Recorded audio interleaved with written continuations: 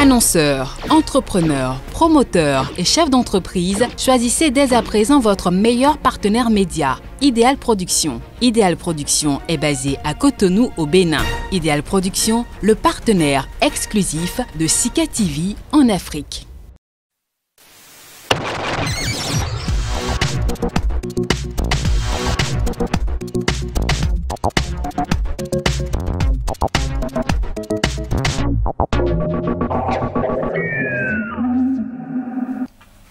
Bonjour à tous, nous nous retrouvons comme d'habitude autour des déclarations des dirigeants et autres personnalités qui ont peu position sur divers sujets dans le monde. Merci pour votre fidélité, merci également à mes chers confrères. Bonjour à vous Adrien Moussou. Jérôme, bonjour amis téléspectateurs. Jacques Boko, bonjour. Bonjour M. Kassa.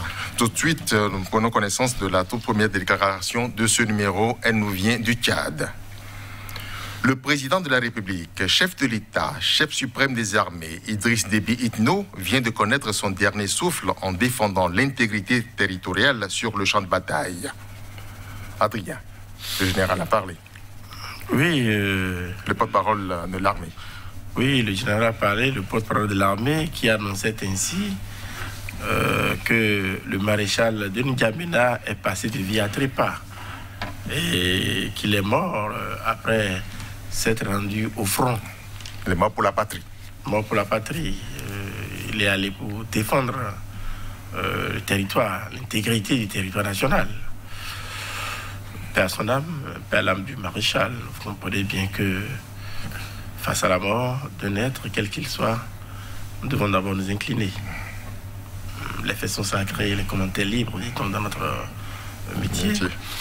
Donc, maintenant revenant à la situation qui prévaut après sa mort. Vous comprenez bien que déjà en N'Djamena, les uns les autres s'opposent par rapport à la manière dont tout de suite une transition a été mise en place. En cela justement que c'est le fils qui remplace le père. C'est trop rapide pour vous? C'est trop rapide parce que le 11 avril dernier, sur la base d'une constitution, le maréchal a été réélu à plus de 75%. Il y a bel et bien une constitution. Pourquoi n'a-t-on pas tenu à appliquer les dispositions contenues dans la constitution par rapport à celui qui, ad interim, assurera les fonctions du président de la République? Donc, subitement... Le président de l'Assemblée dit qu'il n'est pas preneur. Oh là là, ça chauffe au pays. Ah, nous savons comment ça se passe. Certainement qu'on est allé le voir pour dire, bon, il faut dire que tu ne pourras pas. Toi-même, dis-le. Oui, dis-le. Et effectivement, cela servira de prétexte, de couverture à ceux-là qui ont certainement un projet, des objectifs à atteindre. Il a pourtant connaissance de la Constitution. Et justement, et a été élu président de l'Assemblée nationale. Pourquoi est-ce que maintenant il ne peut plus assumer? N'a-t-il plus le courage, en tant que président de la République, de devenir président de l'Assemblée nationale, de devenir président de la République ad intérim? Mais vous comprenez bien qu'il y a un micmac. Donc, il faut véritablement fouiller. Et ceux-là qui s'opposent à cette forme de transition également, ils ont raison de le faire. Parce que, mais il y a quelques semaines, le maréchal a été élu sur la base de cette constitution-là. Tout de suite, vous mettez cette constitution entre parenthèses pour dire que c'est un comité militaire de transition qui va gérer les affaires courantes. Et pendant 18 mois, un an et demi. Et second aspect qu'il ne faut pas perdre de vue, ah oui, il ne faudrait pas que nous assistions à ce qui s'est passé au Togo, au Gabon, un peu partout, et à d'autres endroits du continent où le père mort, on fait tout pour imposer le fils. Après, on organise un simulacre d'élection pour dire que le fils a été élu président de la République. Mais non, quand même. À moins qu'il s'agisse désormais de l'ère de la monarchie, qui ne dit pas son nom. Vous voyez ça venir? Ah, justement. C'est une sorte de monarchie qui ne dit pas son nom. C'était que ce qui est servi au Tchad, là, les uns les autres finissent par gober ça. Et puis après, et ils ont même dit que le président ou bien le comité de transition appréciera s'il faut proroger encore. Transition, où sommes-nous là? Toujours en Afrique. C'est leur patrimoine. Il paraît que le pays est en danger, alors on va sauver le pays. Du coup, les hommes entre eux disent laissez-nous le pouvoir. Bon, c'est vrai que quand ça ne va pas, généralement, on appelle les militaires à aller à la rescousse de la patrie. Mais tel que ça se passait au Tchad, ça laisse un peu sur sa fin. En tout cas, moi, personnellement, je n'ai pas compris comment les choses sont allées aussi vite. Nous sommes quand même en Afrique où nous avons un peu de respect pour les morts, même si la République ne doit pas s'arrêter à la mort du maréchal. Je pense quand même que celui qui l'a remplacé n'est pas n'importe qui, c'est quand même son fils. Son fils en plus. C'est à croire qu'il n'a pas de respect pour l'âme de son papa, tel que ça s'est passé, parce que aussitôt, les premières heures du lundi, je pense, on a annoncé la mort officiellement du maréchal, qu'on a commencé à voir défiler. L'organisation qui a été déjà mise en place avec une réunion déjà tenue entre 8h ou 9h ou bien 9h et 10h du matin, et on a rendu public la liste des nouveaux dirigeants du pays. Pour moi, je me suis dit, ou bien tout a été préparé déjà la veille. De toutes les façons, personnellement, je continue de douter sur les raisons officielles avancées par rapport au décès du maréchal. Vous n'y croyez pas, c'est ça, Jacques? Moi, je n'y crois pas encore. Je n'y crois pas encore parce que d'abord, c'est vrai, on meurt de quelque chose un jour. Ce n'est pas la première fois quand même que le maréchal va au front. C'est sa tasse de thé. Aller au front, c'est un soldat. Il a là de la guerre dans le sang. Mais tel que ça s'est passé, on a rapidement rangé son corps. Moi, ça me laisse avec beaucoup de questionnements. Je continue de m'interroger. Parce que, vous voyez, d'abord, est-ce que lui-même n'a pas de renseignements? Est-ce que lui-même, quand même, parfois, disons, les autres fois, il s'est fait aider au moins par tout l'arsenal français au pays, mais comment n'a-t-on pas pu vu venir les rebelles avec un dispositif aussi impressionnant? Comment on n'a pas pu dire au maréchal qui était aux obsèques, enfin, à l'investiture de Sassou Nguesso, qui a même banalisé, selon notre confrère de RFI, Alain Foucault, il l'a appelé depuis le Congo, il a minimisé, mais après, il s'est rendu au front lui-même. Et quelques heures après, on annonce son décès. Vous voyez, M. Kassa, les élections se sont tenues le 11 avril. Et c'est jusqu'au 25 avril qu'on devait même annoncer les résultats au niveau de la commission électorale. Plus vite, le problème. Mais comment ça s'est passé? On est allé très vite, on a annoncé dans la foulée les résultats. Est-ce que lui-même a vu venir la chose? Parce qu'il a été lâché par ses soutiens habituels, et il voulait aussi avoir les résultats pour prêter serment rapidement. Je continue de me poser des questions. C'est vrai, Adrien, il y a des mystères autour de cette mort-là pour vous aussi? Oui. Jacques n'est pas convaincu. Oui, je partage entièrement ce point de son embarras et de sa réserve, parce que jusque-là, les conditions ne sont pas encore dans lesquelles le maréchal est passé de vie à trépas, ne sont pas encore élucidées. Les versions divergent selon les uns et les autres.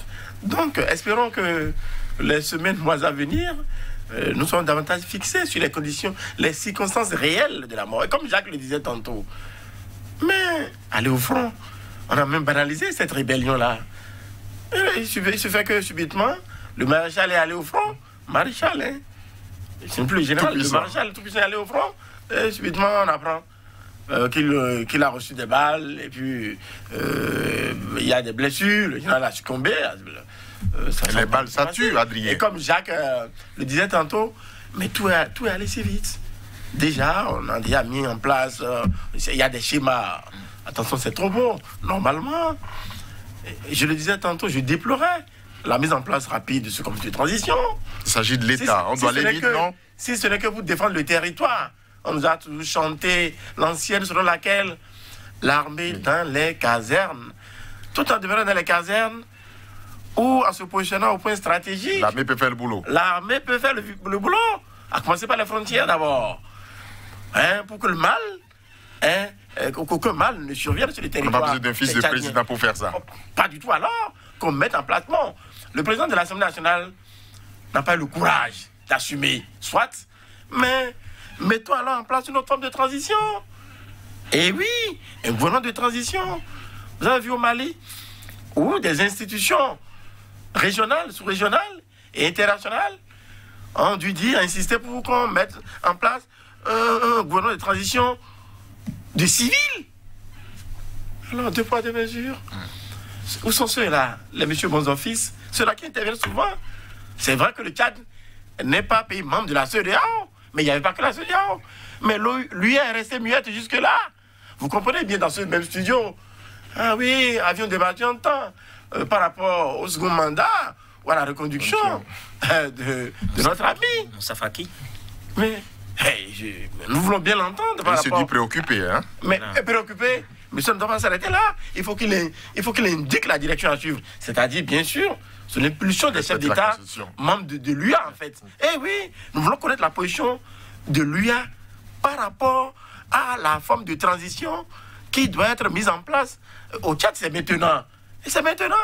Et oui, nous l'avons dit, à un moment donné, face à des faits, ces situations, il ne sera que président de la commission de l'UA que de nom. C'est maintenant là que nous devons voir jusqu'où vont ses pleins pouvoirs. Est-ce qu'il a vraiment compétence dans le cas tchadien? Parce que ça n'arrive pas qu'aux autres. Pour d'autres pays, on est prompt à réagir, à indiquer la voie à suivre. Mais le Tchad, nous y voici. On n'est pas inspiré. Pour être président au Tchad, il faut avoir 45 ans au moins. Tout à fait.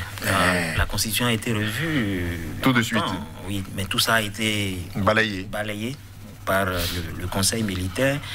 Et comme le dit M. Amoussou, jusqu'à présent, il n'y a pas de condamnation pour dire alors retournons à la Constitution, à l'ordre constitutionnel. Il faudrait que les militaires cèdent le pouvoir dans les 48 heures, dans les 72 heures. Personne l'a dit. Et qu'on commence à prendre des décisions coercitives pour contraindre ces militaires à laisser le pouvoir et à le passer aux civils. Ou bien est-ce parce que il y a que de l'autre côté, les rebelles avancent vers N'Djamena, on veut laisser les militaires gérer de façon à tête reposée cette rébellion, je n'ai pas compris comment ça se passe. Et puis, il n'y a même pas eu... On devait d'abord condamner pour dire non, ne voulons pas des militaires au pouvoir, ou bien nous vous donnons peut-être une semaine pour que vous passiez le témoin. Mais jusque-là, c'est vrai, l'Union africaine a réagi à travers M. Moussa Faki, mais il a juste condamné et a demandé qu'on opte pour des solutions, disons, pacifiques, comme on en a l'habitude en Afrique. Et ça s'est arrêté là. On ne l'a pas écouté. Lui qui a dit que sous son mandat, il voudrait que les armes crépitent moins. Voilà, dans son propre pays, des armes qui crépitent. Et où est-il vraiment? On veut entendre davantage Moussa Faki avec des résolutions fermes. Pourquoi l'Union africaine, par exemple, ne se réunirait pas expressément pour prendre des décisions? Alors moi, ce décès du maréchal, n'oubliez pas, M. Kassa, nous l'avons débattu ici lorsqu'il faisait campagne. Il a tenu certains propos face aux Occidentaux. Et je voudrais ici rappeler cette diatribe. Par exemple?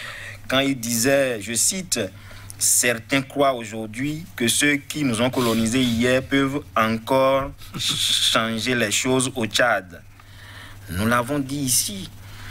C'est vrai, peut-être qu'il avait certains soutiens et il croyait que ça serait éternel, mais aujourd'hui, est-ce que ces puissances Ça, ce sont des hypothèses, ce sont des supputations. Est-ce que ces puissances ne l'ont pas finalement lâché? Qu'est-ce que vous voyez? Moi, j'ai bien envie d'aller sur cette piste, parce que depuis un moment, on sent que le maréchal tient des propos, il critique sévèrement ces Occidentaux. Bien sûr. Il critique sévèrement ces Occidentaux, et est-ce que finalement on ne l'a pas lâché? C'est un grand point d'interrogation, parce que tel que ça s'est passé, il faudrait qu'on nous dise clairement ou qu'on élucide un peu comment il a... On n'a même pas vu le corps. Jusque-là, on n'a pas vu le corps. C'est vrai qu'il y a des choses qui circulent sur les réseaux sociaux, mais ce n'est pas son corps. Vous le verrez demain. La France n'a pas condamné le foot, Adrien. Mais justement, j'allais en venir. C'est ce qui surprend. La France dit perdre un ami courageux. Un ami, un soldat courageux et tout ça, principe. Non seulement... Oui, elle aussi, elle a souhaité que, la transition se fasse, dans une certaine condition. Vous voyez bien. Ça vous surprend? Ça me surprend, à se poser des questions.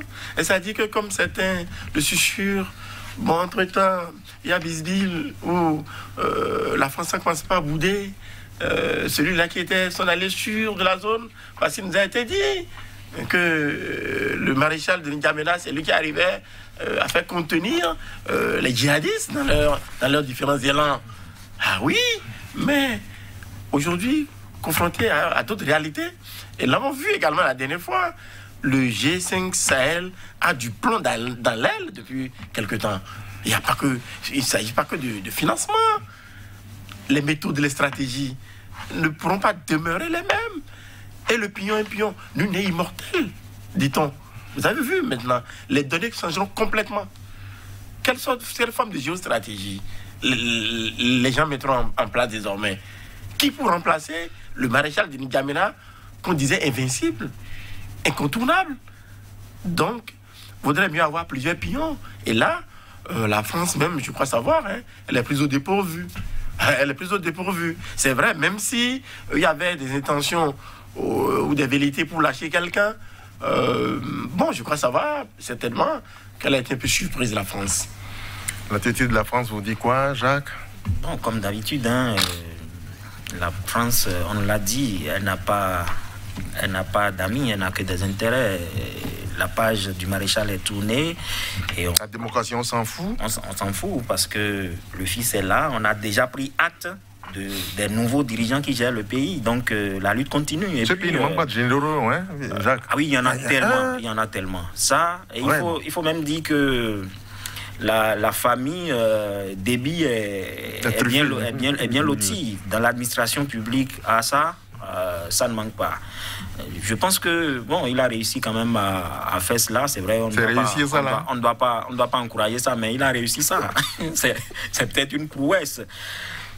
Souhaitons que son âme repose en paix, mais comme l'a dit M. Amoussou, c'est vrai, on aura des difficultés à contenir les velléités des rebelles dans cette zone, surtout des djihadistes.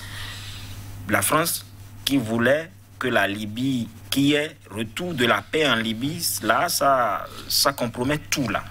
Parce qu'avec sa mort, lui qui arrivait un peu à leur faire face, il y aura vraiment une lourde bataille dans la zone, Libye, Tchad, Soudan, etc. Donc, si on y prend garde même, tel que cette rébellion progresse, attention, si elle n'a pas d'autres soutiens extérieurs, surtout, je parle de l'armée loyaliste. Si l'armée n'a pas d'autres soutiens extérieurs, je pense que on risque d'aller même à N'Djamena dans les heures ou dans les jours qui viennent. En quelques enjambées, c'est fait. Ah oui.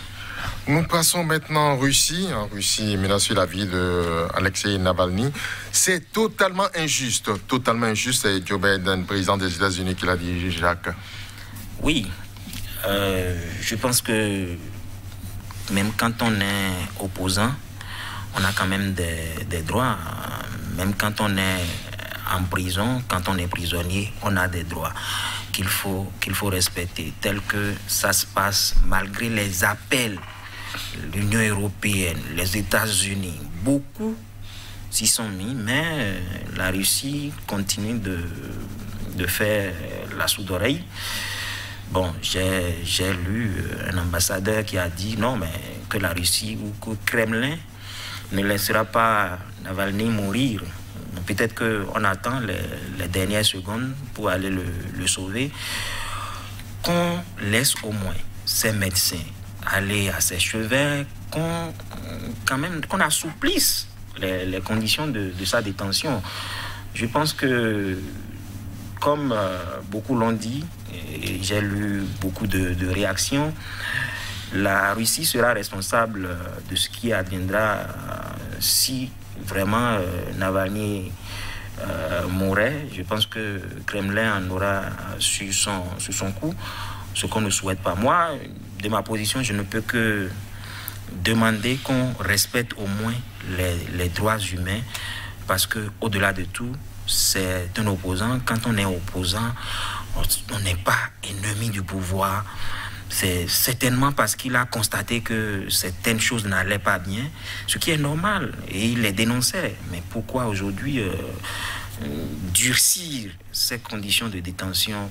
Bon, je vais peut-être en appeler à l'intervention des associations, des structures, toutes les structures qui s'occupent des droits de l'homme, qu'elles s'y mettent, et surtout aussi l'ONU, parce que ça devient sérieux, la mort d'un opposant de cette envergure. Je pense que ça doit attirer les projecteurs. Beaucoup parlent de mépris pour la vie humaine du côté du Kremlin. Adrien?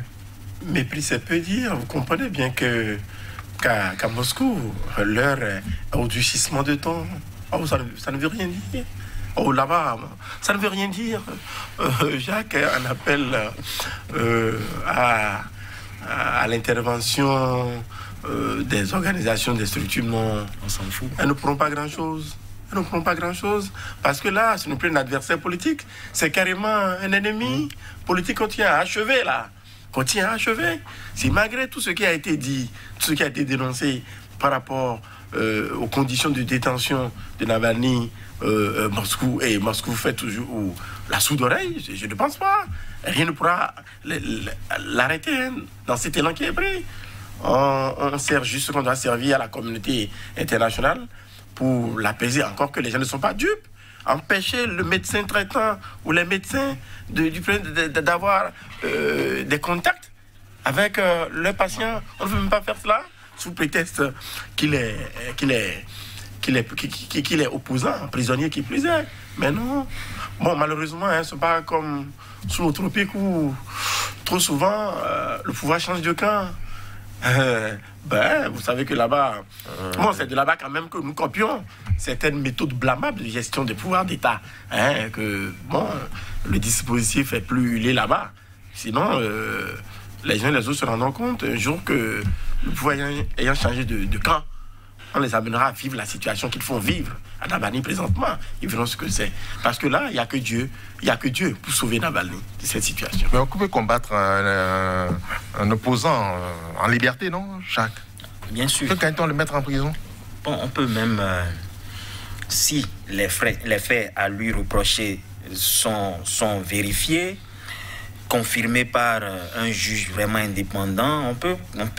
Un bien gros mot de ce côté-là. Bien sûr, oui, parce que là, il faut que le juge soit indépendant. Et nous savons tous... ce mot-là. Bon, ça peut exister, et ça doit exister normalement. Je pense qu'il y a quand même d'autres qui font preuve de courage et qui ne disent que rien que le droit. Je pense qu'il y en a, il doit en avoir. Si les faits qu'on lui reproche sont établis, je pense que Navalny n'est pas au-dessus de la loi. Même un président de la République n'est pas au-dessus de la loi. On peut bien l'enfermer, on peut bien l'emprisonner, mais qu'on respecte tout au moins ses droits élémentaires. Il fait une grève de faim, jusqu'à où ça va l'amener? Est-ce que ces appels seront entendus par Moscou? C'est une grosse interrogation, parce que les jours passent là et on n'est pas prêt à écouter, à céder. Vous voyez, moi, je commence à m'inquiéter, même à la place de l'intéressé. Il paraît qu'on l'alimente de force. Oui, on l'alimente, mais est-ce qu'il mange ce qu'il veut? Parce que c'est aussi ça. Quand vous mangez malgré vous-même, vous ne mangez pas. Donc, il faudrait que les conditions soient réunies autour de lui. Donc, je pense que, bon, un opposant n'est pas un ennemi et un opposant aussi a des droits. C'est son droit le plus absolu de s'opposer à ce qui se passe en Russie. Si la gouvernance n'est pas bonne, il faudrait quand même qu'il y ait des gens pour dire non. C'est leur pays quand même. C'est leur pays. C'est le pays de tout le monde. Ce n'est pas le pays d'un clan. Donc, bon, on va suivre de près ce qui se passe de l'autre côté. Mais comme l'ont dit beaucoup de dirigeants, si Navalny meurt, Kremlin en aura sous son coup, sera tenu responsable. Et je pense que là, ça pourrait créer pourquoi pas des incidents même diplomatiques, même s'il est originaire de la Russie, même si c'est son pays, parce que d'autres États peuvent s'y mêler. C'est vrai, la Russie, c'est un grand pays de guerre qui compte aussi, mais attention, ça pourrait refroidir beaucoup de relations à l'international. Bon, on va observer. Beaucoup le mettent en garde, Poutine pourtant. Il s'en fout. C'est de l'eau versée sur le dos du canard, je l'ai dit tantôt. Oui, il s'en fout. Bon, à moins que ce qui arrive en Afrique ces dernières heures, ces derniers jours, quand même lui fasse un peu peur ou bien l'amène à réfléchir. Vous voyez bien, parce qu'on n'est pas assez fort tout le temps pour dominer les autres et puis demeurer sourd aux appels que l'on vous adresse. Eh oui, grève de la faim, il ne faut jamais faire ça en Afrique, c'est ça le conseil que vous voulez donner? Ça ne veut rien dire par ici, hein, Jacques bon, il faut savoir s'y prendre. Sinon... Ici? Ah oui, il faut savoir s'y prendre. On vous oublie? Ah oui, il faut savoir s'y prendre. Parce que... mourir? Oui. Ce serait bon débarras. Justement, personne n'ira se rendra à votre chevet, elle ne se préoccupera de votre sort. Vous mangez donc si vous êtes là-bas. Nous sommes aux États-Unis. Coupable, hein? Une justice obtenue dans la douleur a finalement été accordée à la famille de George Floyd. Ce verdict est un tournant dans l'histoire.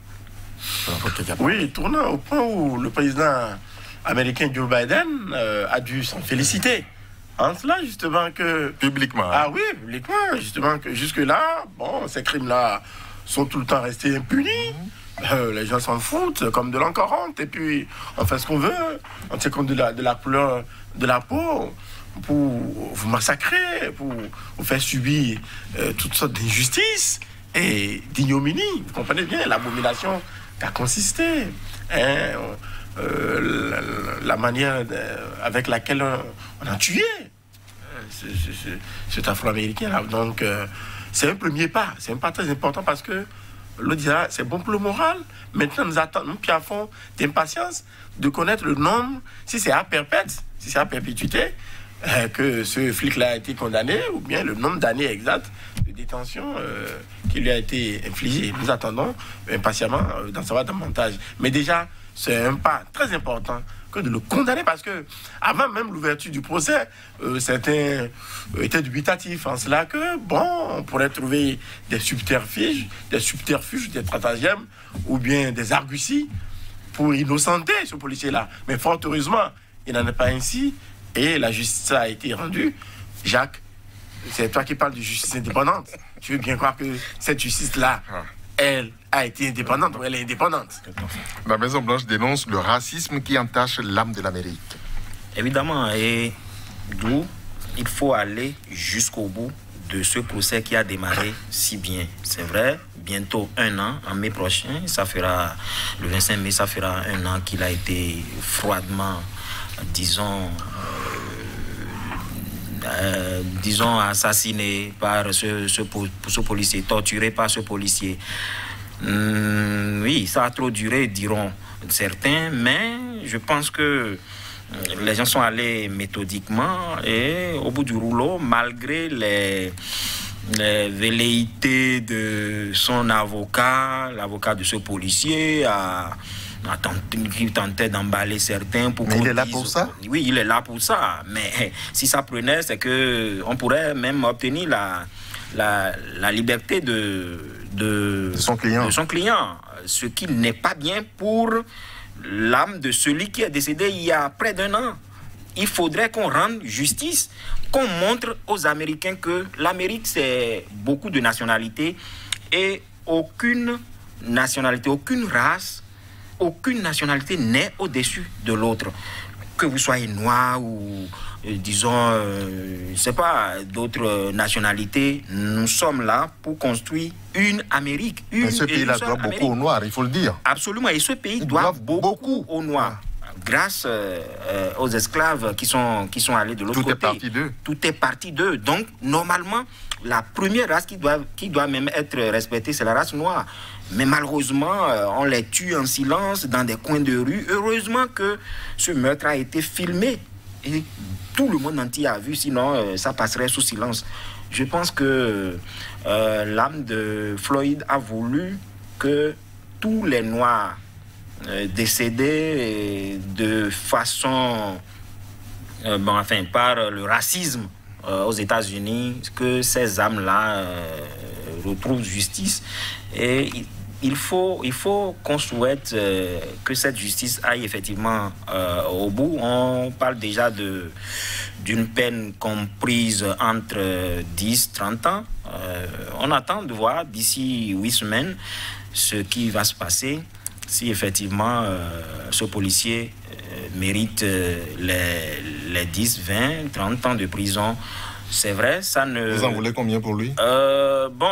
Pas forcément la perpétuité, parce que celui qui est décédé, mais qu'on donne la leçon, qu'on lui tire les oreilles pour que d'autres apprennent de lui, d'autres policiers qui seraient tentés apprennent de lui que oui, quand ça se passe désormais aux États-Unis, c'est punissable, c'est même puni. Donc quelqu'un a fait les frais. Donc il faut qu'on aille au bout de ce procès qui a bien démarré. Moi, c'est un soulagement. Parce que, 11 mois après, les gens se posaient des questions. Est-ce qu'aux États-Unis, on pourra rendre un tel verdict? Je pense que la justice, dans certains pays, travaille méthodiquement et au bout du rouleau, on sort avec un sourire dans les coins de lèvres. Adrien, pour Obama, on ne doit pas s'arrêter là. Non, on ne doit pas s'arrêter là parce que... Lui-même est intervenu. Ça préoccupe tout le monde. Oui, ça préoccupe tout le monde. On dira que, Obama ayant quelque... Là, du sang noir. Origine noire, il est en train de profiter de l'occasion pour se venger. Non, il ne s'agit pas de vengeance. C'est de l'objectivité qu'il s'agit ici. Parce que le vivre ensemble dont on parle, sous des tropiques, évidemment, là-bas également, il faut que les uns et les autres en tiennent compte. Le vivre ensemble, il y a un certain nombre de conditions et de paramètres que nous devons avoir pour véritablement parler du vivre ensemble. Pour que le vivre ensemble prenne vraiment corps, il faut un certain nombre de paramètres, de conditions. Donc, vous comprenez bien qu'aux États-Unis, on est en train de comprendre la chose de la sorte et vivement qu'il en soit ainsi. Et au-delà des États-Unis, il faut que ça fasse école dans d'autres pays, surtout au niveau des stades où des Noirs sont huillés avec des cris de singes. Il faut qu'on arrive désormais à mettre la main sur ceux-là et qu'on leur applique la... Mais les meilleurs au monde sont noirs, hein, Adrien? Noirs, évidemment. Même dans tous les domaines. Dans tous les domaines, même au football, partout. Sur les stades, vous les voyez, ce sont des Noirs. Donc, il faut qu'on les respecte. Ils sont brillants partout. Certainement, peut-être que Dieu est noir. Au Burkina, on est noir. Et on y va. Avec ceci, il devra expliquer aux Burkinabés, non plus par médias étrangers interposés, mais directement face au peuple, matérialisé par sa justice, pourquoi une amitié fusionnelle s'est dénouée aussi tragiquement en un après-midi. Je suis avec vous, Adrien. Ah oui, le fameux Thomas Sankara. Il y a certaines âmes, elles résistent au temps et dans le temps. Immortelles. Ah, mais c'est cela. Aujourd'hui, il y en a qui sont dans de petits souliers. Ah oui, dans de beaux draps, comme qui dirait. Parce que, à voir ce qui s'est passé il y a 34 ans, le 15 octobre 1987, vous comprenez bien que c'est effroyable. Et que, ça ne devrait pas rester impuni. Hier, quelqu'un était fort et on a tourné en rond. Lorsque ce dossier aller devant les tribunaux, c'est indépendance de la justice, toujours. On fait tout, on remet, on brûle les pistes. Mais il a suffi que le fort d'hier ne devienne pas forcément... C'est-à-dire perdre. On n'est pas fort à vie, c'est ça? Oui, je l'ai dit tantôt, on n'est pas fort à vie. Aujourd'hui, les faits les rattrapent. Et ce procès, les uns et les autres souhaitent vivement qu'il ait lieu pour connaître enfin la vérité, pour élucider les circonstances dans lesquelles Thomas Sankara a été criblé de balles avec 12 autres compagnons. Il ne faut pas l'oublier. Parce qu'en fait, il n'y a pas que l'âme ou le sang de Thomas Sankara seul qui crie vengeance. Il y a également les âmes des autres, les 12 autres compagnons qui ont été abattus, tels des chiens. Au nom de... Au nom du pouvoir, en fait. Ou en ce moment-là, où certains, qu'on disait fidèles des fidèles, ont même fait les surpris, les étonnés, comme si ils n'étaient pas complices, auteur ou co-auteur de l'assassinat de Thomas Sankara et de ses 12 autres compagnons. Vivement que, bon, la justice se fasse, mais il se fait que présentement, le principal concerné n'est pas au Burkina, ayant également une autre nationalité. C'est toujours sous les tropiques, il est dans un autre pays.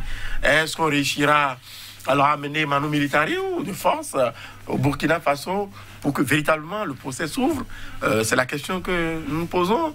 Ou le procès s'ouvrira-t-il sans sa présence physique? Voilà qu'on dit maintenant qu'il ne s'agit plus de se défendre ou de donner sa version des faits par médias interposés. C'est-à-dire qu'un institut personnel, on a besoin de celui-là même pour qu'il vienne dire ce qu'il sait de cet assassinat de Thomas Sankara. Nous patientons et attendons de voir. Vous le voyez plancher, Blaise? Oh non. Moi, ça ne va pas arriver. Je serai péremptoire. Jusqu'au jour il arrivera à me surprendre, à me démentir. La Côte d'Ivoire ne pourra pas le... Non, je ne pense pas. Encore que le Burkina ne peut pas aller intervenir directement en Côte d'Ivoire et aller chercher un Ivoirien, parce qu'il a la nationalité. Donc ce serait un peu difficile. Et vu les relations qu'il a avec celui qui est au pouvoir de l'autre côté... qui n'est pas là à vie. Il n'est pas là à vie non plus, je suis d'accord. Mais il faut qu'on arrive d'abord à aller le chercher, à le présenter devant les tribunaux. Non, je pense que Blaise Compaoré lui-même a intérêt à aller se défendre, à aller laver son honneur, parce que ça a trop duré, plus de 3 décennies. Et chaque fois, pratiquement, il n'y a pas de mois qu'on ne parle de Thomas Sankara, qu'on nous parle de Norbert Zongo, etc. Ça doit l'agacer. Normalement, là où il est, il doit être gêné. Mais qu'est-ce que j'ai fait pour mériter cela? Jusqu'à quand je vais entendre ça? Il doit pouvoir aller s'expliquer. Si vraiment il fait confiance à la justice de son pays, justice qu'il a aussi en griffe dirigée, de main de maître pendant des décennies. Oh, manipulé? Bon, dirigé en griffe. Donc, normalement, il doit pouvoir se présenter. Parce que, bon, pour le président Marc Kaboré, certainement, réconciliation, oui, mais il faut qu'on s'explique d'abord. Est-ce qu'il réussira à le faire? Parce que s'il réussit à le faire, ce serait un gros point pour lui. La famille Sankara a beaucoup attendu, le peuple burkinabé a beaucoup attendu. Et moi, j'ai bien envie de voir l'issue de ce procès. Mais est-ce que ça donnera quelque chose de potable? Est-ce que 3 décennies après, des preuves ne se sont pas volatilisées? Mais la France aide à cela aujourd'hui, Adrien. Oui, mais est-ce qu'on a tout? Nous avons besoin certainement de l'expertise de la France, et elle doit en avoir. À savoir qu'en son temps, il a été susurré également que... On ne voulait pas du tout de ce petit... Le président français de l'époque également avait maille à partir avec ce jeune capitaine-là qui se montrait irrévérencieux et truculent en Afrique. Vous comprenez bien? Oui, c'est maintenant. Parce que mais, si on a pu avoir certains documents concernant le Rwanda, concernant ce qui s'est passé au Rwanda, mais quand même, ce n'est pas le cas du Burkina Faso qui échapperait à la France. Je crois que c'est vrai, des documents se serait volatilisé, pas pour autant que la France ne dispose plus d'expertise dans la matière. Vous comprenez bien, donc vivement que le procès se tienne. Sacrée France. Ah oui, la France, toujours la France, il y a encore la France, dira-t-on. Jusqu'à quand? Ah, nous attendons de voir parce que la tutelle demeure la tutelle, de la mère patrie, s'entend. Vous a tenu tout le temps. Nous sommes au Congo-Brazzaville à présent. Ce courage de lutter contre la corruption, soyez-en persuadés, ne nous manquera pas, nous. Nous l'aurons. Je m'y engage pour lutter contre les antivaleurs. Jacques Saouferi, carrément. Non, mais... Nguesso Ouferi. Nguesso, bon, il me fait rire. Pourquoi? Parce que... Pas qu'il n'a pas mérité ou ne mérite pas mes encouragements. Oui, il le mérite. Je pense que on doit même l'encourager à lutter contre la corruption. Tout président qui s'installe doit le faire. Qui ne veut pas que on lutte contre la corruption pour enflouer les caisses de l'État, pour qu'on ait assez d'argent pour les infrastructures socio-communautaires, pour les œuvres de développement. C'est bien beau. Mais c'est celui qui parle. Est-ce que depuis près de 40 ans, c'est maintenant qu'on rassure encore qu'on est là et que tout le courage est là et qu'on s'engage. Si en 40 ans, pratiquement, on n'a pas réussi à lutter contre la corruption et qu'on n'a pas réussi à développer le Congo-Brazzaville, je ne sais pas. Pour moi, ce sont encore des mots et ça restera des mots. Parce que, après tout, c'est lui qui chapeaute toutes ces institutions mises en place. Il en a cité dans son discours, j'en ai entendu. L'inspection générale, telle chargée de lutte contre la corruption. Mais au finish, quand on fait le point, qui sont ceux qui volent l'argent de l'État? Est-ce que c'est du côté de l'opposition ou bien dans son propre camp? Ce sont les hommes aux affaires. Ce sont des hommes aux affaires. Mais qui sont-ils, ces hommes aux affaires? C'est son entourage. Donc, moi, vivement qu'il le fasse vraiment. Mais le timing, pour moi, est-ce que c'est après près de 40 ans au pouvoir qu'il faut prendre encore ces gens d'engagement? Le peuple congolais attend beaucoup plus de Sassou que ces mots que je n'oserais pas qualifier de vains, parce que ce sont des discours. Oui, des discours, une fois encore, et à quand le vrai développement du Congo-Brazzaville? Parce que après 36 ans, si vous allez dans les rues de Brazza, vous interrogez les Congolais les plus honnêtes, on vous dira que vraiment la misère est encore là. Et ça continue sous Sassou Nguesso. Il vient avoir le courage après 37 ans. Oh non, il faut botter purement et simplement en touche. C'est un propos lénifiant, le temps d'un discours d'investiture. Vous savez bien que après un autre mandat, on est parfois... on ne se contient plus. Donc il faut quand même dire quelque chose pour faire plaisir à ceux qui vous écoutent, le temps d'une investiture. Mais non, parce que s'il devait enclencher véritablement la lutte contre la corruption, ça devrait commencer par sa famille même. Vous savez bien que en France ou en Europe, ils ont maille à partir, la famille Sassou Nguesso a maille à partir avec la justice. Où on parle du bien Malaki à l'extérieur déjà. Mais si ça a commencé par là, il faut donner le bon exemple. Mais je ne pense pas, ce n'est pas demain la veille. Je persiste et je signe. C'est des propos, c'est un discours lénifiant, le temps d'une investiture. Après, on verra le reste. Le syndicat était au grand complet à la cérémonie d'investiture, 19 chefs d'État. Oui. Quelques anciens. Au-delà de tout, c'est un pilier de l'Afrique. C'est un record, hein? Oui, c'est un record. Je pense que à part le Camerounais, n'a pas vu ça? À part le Camerounais, c'est lui. Donc ils sont les deux pour le moment à avoir une longévité. Obiangema n'est pas. Oui, lui aussi. Ça doit faire aussi la trentaine. Avant ma naissance, oui. Donc bon, si le syndicat, tout le monde. Non, vous voyez. Sassou Nguesso, il a vu passer beaucoup de chefs d'État au pouvoir et il était là quand d'autres sont venus, d'autres sont partis et donc certainement d'une manière ou d'une autre il les a aidés et on lui doit ce retour en guise de l'ascenseur. Pourquoi pas, c'est un ami. Même si on n'est pas d'accord, même si on se dit démocrate, il faut quand même aller assister à l'investiture d'un ami. Au-delà de ce qu'on peut dire, on peut dire qu'il est un dictateur, qu'il n'est pas démocrate, mais bon, on met ça de côté et on voit beaucoup quel plus... exemple donne-t-on comme ça? On voit beaucoup plus le côté amitié. Oui, voilà le côté amitié, mais je crois savoir que désormais, tel que ça se passe en N'Djamena, les uns les autres devraient commencer par se raviser. Parce que nul n'est éternel. Nul ne connaît ni l'heure, ni le jour, ni l'heure. Dira-t-on, vous parlez un peu comme les biblistes. Donc, il faut commencer par faire attention. Nous sommes en Centrafrique, c'est pas loin de là. Hein? Pour être viable, notre démocratie retrouvée doit être entretenue par un dialogue constant et constructif. C'est M. le Président Touadéra qui a parlé. C'est avec vous, Jacques. Oui, je pense que c'est un bon discours.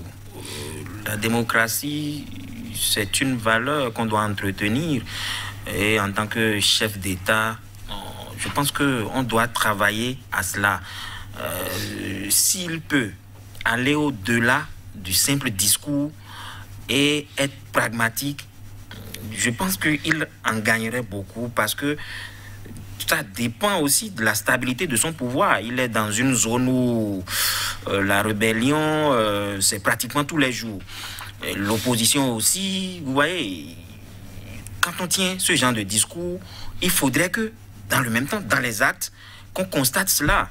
Parce qu'il y a quelques semaines ici, on a déploré le cas de l'opposant qui a été interdit de voyage pour aller en Europe se faire soigner. Et ça se passe dans la même Centrafrique.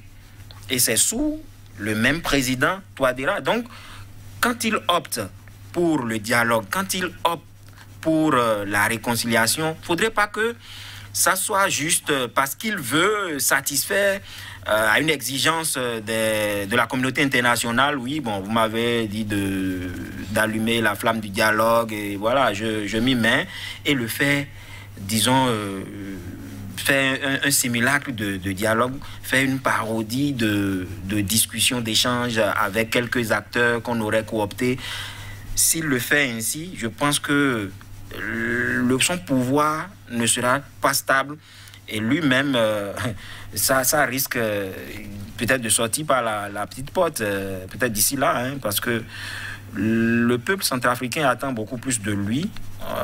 Des espoirs se sont fondés sur lui, vu la manière dont il est venu au pouvoir. Maintenant, s'il se lance dans des relents autocratiques avec ce que nous voyons déjà dans son pays où des opposants, on empêche les opposants de jouir convenablement de leurs droits, ce n'est pas bien. Moi, je l'encourage à aller sur cette piste et il va beaucoup y gagner. L'opposition a demandé, il dit qu'il s'y met. Et il prend à chaque groupe son jour. Hein? Vous avez vu cette semaine-ci. Ça continue.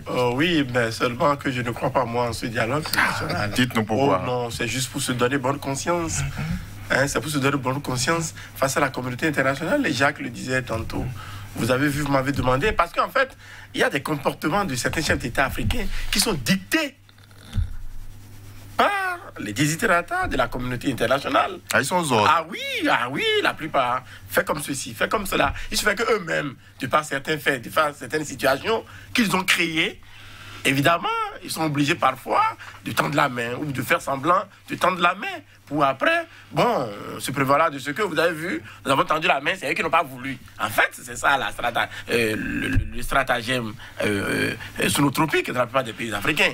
Donc, Jacques, ce sera peut-être peine perdue. Je ne vais être oiseau moins augure, mais ce n'est pas ça. Parce que par rapport même aux personnes invitées à ce dialogue national, je crois savoir, il y en a eu même qui ont été exclus, qui ont été pratiquement bannis. Donc je ne prends pas... on dit qu'il appelle tout le monde. Hein. Voilà, cette sincérité. Oui, parce que les conditions dans lesquelles il a été même réélu, allez, d'abord à l'origine, oui, il y a tout ça. Mal élu. En tout cas, bon, ne me le faites pas dire quand même. En tout cas, les mots ont leur sens. Vous comprenez bien. Donc, c'est l'autre qui avait écrit « L'Afrique est mal partie ». En son temps, on l'a appris en littérature. Mais ce dialogue-là, il est également mal parti. Tu crois savoir. Donc, pas grand espoir. Vous allez voir, à la fin, on essaiera de nommer, bon, quelques sous-fifres là. Et puis c'est fini. On dira qu'on a fait dialogue. Des membres de l'opposition sont entrés au gouvernement. En fait, c'est ça, la finalité. Vous avez vu, non? J'ai fait preuve d'esprit d'ouverture, monsieur le partenaire technique et financier. C'est le partage du pouvoir qui est en jeu ici. Justement, ah oui. Mais la République centrafricaine n'est-elle pas un pays africain? Ouh, ça obéit à un ordre. Ah, c'est ça, justement. Je vous ai parlé de trouvailles. Ah oui, on se passe parfois le mot, quoi. On fait ce qu'on peut, mais on dit vas-y. Mais nous hommes, nous tirons les ficelles dans l'ombre. En ce temps, il faut dire qu'il y a un dialogue et on n'a plus exclu personne. On a fait ça. Vous avez vu, non? J'ai montré ma bonne foi. J'ai prouvé ma bonne foi. Je suis déterminé à rassembler tous les fils et toutes les filles de la Centrafrique autour d'une même table pour que nous regardions dans la même direction, la direction du développement socio-économique qui promeuve le bien-être également. Mais il y a certains qui ont refusé ma main tendue. C'est pour se donner bonne conscience. J'attends de voir, j'attends d'en savoir davantage sur les résultats de ce fameux dialogue national. Les richesses de ce pays ne font-elles pas son malheur? Évidemment, et je le soulignais à l'entame quand je disais que c'est un pays qui entretient beaucoup la rébellion. Et partout où il y a la rébellion, il faut savoir qu'il y a bien des enjeux. Et derrière ces enjeux, qui est-ce qu'on voit? Ce sont les puissances étrangères, ce sont des pays environnants aussi. Donc, et il a intérêt à bien pacifier son pouvoir, hein, sinon ça va se retourner contre lui, comme nous l'avons vu ailleurs. Oui, on leur souhaite bonne chance. Et puis on passe en Guinée. Rien ne peut justifier le maintien en détention de ce journaliste dont nous demandons la libération immédiate et sans condition. C'est Reporters sans frontières Afrique de l'Ouest qui a parlé. Nous sommes chez Condé. Ouais, Condé qui inaugure... Et coffre à tout double. Ah oui, parce que là, on veut bien entendre les mouches voler. Ah oui, il faut circuler dans la République. Non, Médecins sans frontières, Reporters sans frontières, du moins, dans son rôle, hein, vous savez bien que le classement... Le compte de l'année 2021 vient de tomber. Et que, bon, les sorts sont ce qu'ils sont pour les pays. Et puis, certains ont dû régresser, certains ont progressé. Donc, bon, ça se passe en Guinée. Bon, il n'y a pas de quoi être surpris. Ah bon? Ah non, il n'y a pas de quoi. Ça ressemble à ce pays? Ah oui, il n'y a pas de quoi être surpris. Dites-nous. Ah, il n'y a pas de quoi être surpris en cela. Mais non, vous savez bien que la presse est avant, pendant et après. Donc, j'ai dit mass média. Il faut bien dénoncer à temps et à contre-temps ce qui ne va pas dans la République. Mais dénoncer pas dans le sens de faire mal, mais il faut porter à la connaissance des dirigeants, des peuples, des populations, ce qui ne va pas, mais tout en suggérant qu'il faille bien les corriger. Mais il se fait que certains n'aiment pas entendre ces sons de cloche-là. Ou tout de suite, vous êtes taxé de journaliste de l'opposition, vous êtes opposant carrément. Parce qu'en fait, pourquoi est-ce qu'on incarcère certains journalistes? C'est parce qu'ils sont justement taxés d'être de l'opposition ou de faire le jeu de l'opposition. C'est un professionnel? Ah, justement, non, on ne regarde plus ça. Hein. Le journaliste, en fait, voilà pourquoi on l'envoie en prison. En fait. Il a une couleur. Il a une couleur. Parce qu'aujourd'hui, il dit quelque chose que vous ne voulez pas entendre, qui ne vous plaît pas. Donc, il est opposant, il faut le taxer d'opposant. Il faut tout faire pour l'incarcérer, le mettre hors d'état de nuire, en fait, à défaut de l'effacer, entre guillemets, comme le disent certains, fait disparaître. Vous comprenez bien, en Guinée, ça arrive, ça ne doit pas surprendre. Alors, il a été appelé sans convocation préalable. Oui. Reporters sans frontières le reproche. La méthode déjà est bancale à l'origine. Donc, vraiment, moi, ça ne doit pas étonner parce que quand on connaît bien le président en exercice, surtout... ces critiques vis-à-vis, bon, je le vois beaucoup plus avec les médias occidentaux maintenant qu'ils s'en prennent à celui-ci. Je n'ai pas compris, mais comme l'a dit monsieur Amoussou, c'est normal, hein, quand vous commencez à critiquer, on trouve que vous êtes gênant.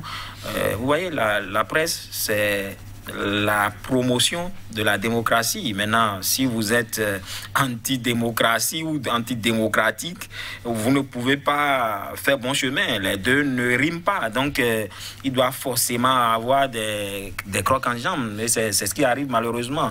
Je pense que on a tellement parlé de ce genre de sujet ici que un gouvernant ou bien un dirigeant, normalement, ne doit pas être frileux de ces genres de critiques si vraiment ce qu'il fait est dans la droiture. S'il est sur le droit chemin, ces critiques ne doivent pas, lui donner de démangeaison.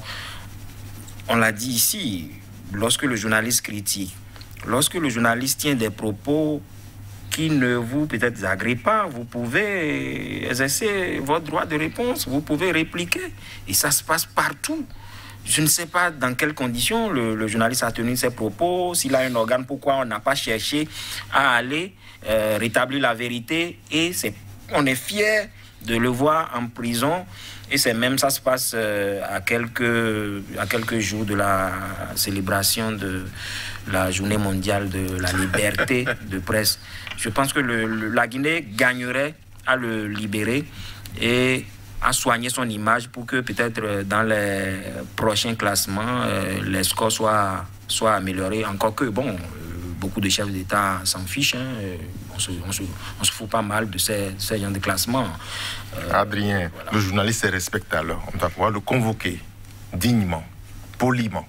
Et après, on apprécie. Justement, mais il se fait que depuis... On le prend comme un... Ah oui, non, depuis quelques années, les gens n'ont plus aucun respect pour les journalistes. Et je l'ai répété mille et une fois. Ce sont eux qui les font pourtant. Justement, lorsque ça les arrange, mais il est beau ce journaliste, il met vraiment, il a du talent, il a du métier, c'est un génie, c'est un as. On aime sa compagnie. Mais il aurait suffi que ce même journaliste vous dise que, attention, là nous allons pas. Ah la loi, c'est fini. Vous devenez son ennemi. Mais le journaliste devient également un homme à abattre. Il y a bien des pays ou des cas et circonstances, c'est cela justement. Vous voyez bien que parfois, les journalistes sont entre le marteau et l'enclume, ne sachant plus où donner véritablement de la tête, parce que à se demander si réellement il faut faire le métier ou quand même carrément prendre une autre option, l'option d'être un griot éternel et impénitent. Donc jusqu'à ce que le pouvoir change de main et que, bon, on ravale ses vomissures et tout ça, mais pour celui-là qui va avoir un minimum de sens de dignité en tant que journaliste, va-t-il ravaler des vomissures chaque fois? Parce qu'il aura suffi qu'il soit aux aguets lorsque le pouvoir change de camp, il ravale ses vomissures et il se met encore, il change de veste. Le voilà chantant les louanges ou les gloires du régime en place. Voilà, c'est une autre paire de manches. On lui a même refusé les soins. Pardon? On lui a refusé les soins. Je veux croire qu'il ne s'agisse pas d'un autre Navalny en Guinée, Conakry. Ça ne doit pas surprendre quand même. Mais la période Sékou Touré est révolue. Même si la Guinée, quand on parle de la Guinée, on se rappelle Sékou Touré en son temps. Bon, je crois savoir que quand même, nous sommes en plein 21e siècle. C'est la moindre des choses. Le journaliste, fut-il le journaliste opposant, quand même a également droit au respect des normes en matière de droits de l'homme. Donc, vivement qu'à Conakry, les autorités gouvernementales entendent raison par rapport au minimum à assurer. Et Jacques, pour ce cas-ci, le procureur a dit relax, simple, hein, laissez le monsieur. Le juge dit non, je retiens. Voilà. Qui est aux autres, qui est zélé? Alors que normalement, ça doit être le juge qui doit dire bon, libérez-le et le procureur. Voilà, donc, vous voyez. Bon, qui on est où là? On est où vraiment? On est où? Non, moi, je pense que est-ce que son emprisonnement est venu corriger l'offense supposée au chef de l'État? Pour qu'il ne répète plus. Pour qu'il ne répète plus. Ouais. Bon, tant mieux si ça peut l'aider. Ça prend au fond d'une cellule. Je pense que le président Condé gagnerait à le faire libérer.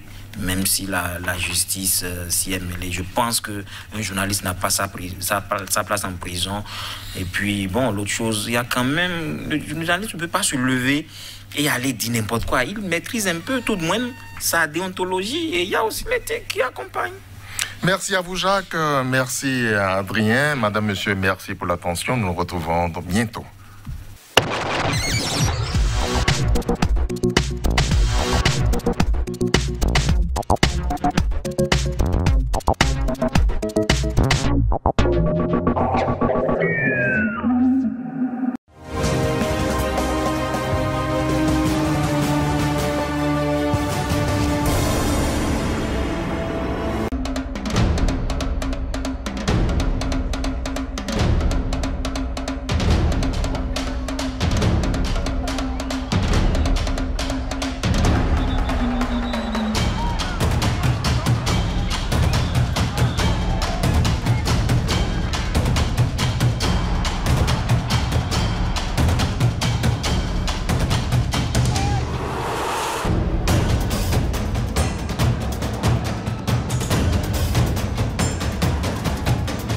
If they want to get you, they'll get you.